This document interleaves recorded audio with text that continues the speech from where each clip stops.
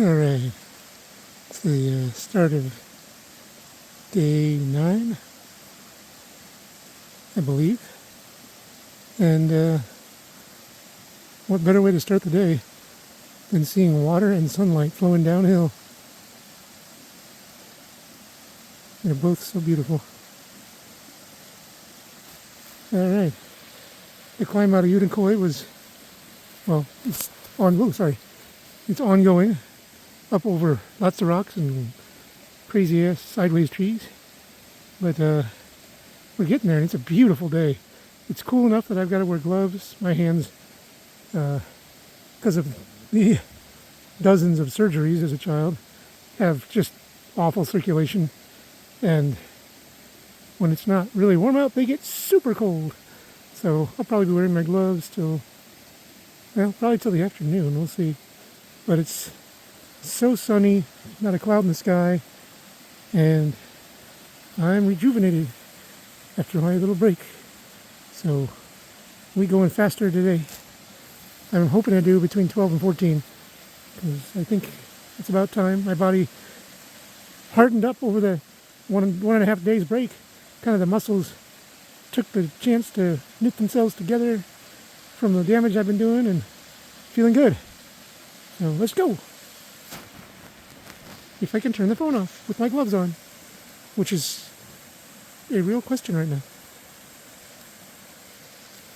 Oh, for fuck's sake.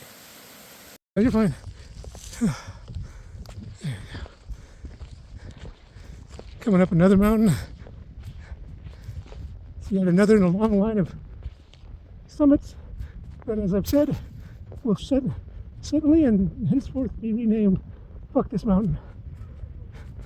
So at this point, it's probably Fuck This Mountain number 21. I don't know. I haven't been counting. But that's right. Fuck this mountain. And I think that's probably the next mountain to get fucked. So we'll find out. I'll let you know. Alright. For the record, triple fuck this mountain. One fuck for the first summit that wasn't a summit. It was a lie. One fuck for the summit that is this summit. Very nice. But still, fuck it. And then an extra one for the whole thing being a lie. Because I really thought we were there. And, man, made me lie to Ike because I told him, hey, we're there. Clearly, I was wrong. You're forgiven. Thank you. I appreciate that. Means a lot. All right. We did a couple mountains already today. I think we're about to crest over a third. Pretty sure the last one was Trey Mountain, the one that I thought we were at the top, but I was wrong. I'm not sure what this is, so I'm not even going to guess at what the top will be. But it's probably early to mid-afternoon, and going pretty good. That rested me some good. Had a little lunch break. Been hiking with a guy named Ike out of Indianapolis, so it's cool to actually be around another Hoosier. You know, we have very similar sensibilities, I guess. Ironic, considering how, let's say, devout Indiana usually is. It's nice to find someone who's a little more secular, but still with that Hoosier mindset, or, you know, it's just a little more laid back. But, doing good today. The weather is unbelievable. In fact, I think that's Ike way up there. You might be able to see him in the green way up towards the top of that. But we're making it. I think we're going to do probably about 12 miles total today. We'll see. See how we feel. But right now, feeling real good. Even on the uphill. Though my heart's like, we could debate on whether you feel good or not. But at least I'm not feeling bad. That's good. So, see you on up the trail.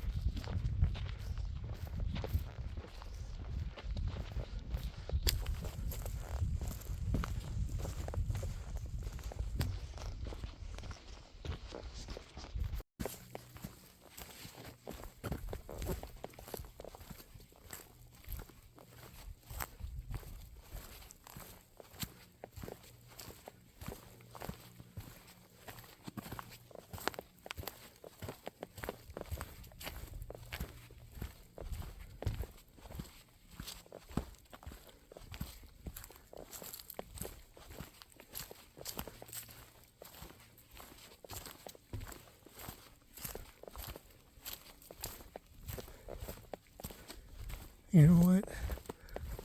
I'm a very lucky man.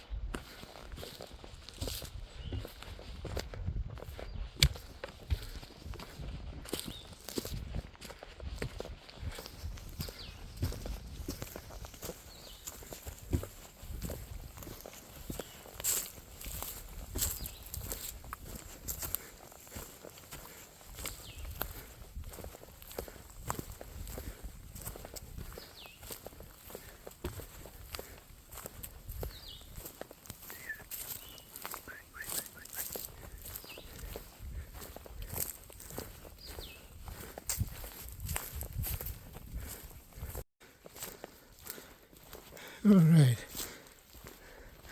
coming to the close of hiking for today, and heading down into Addis Gap.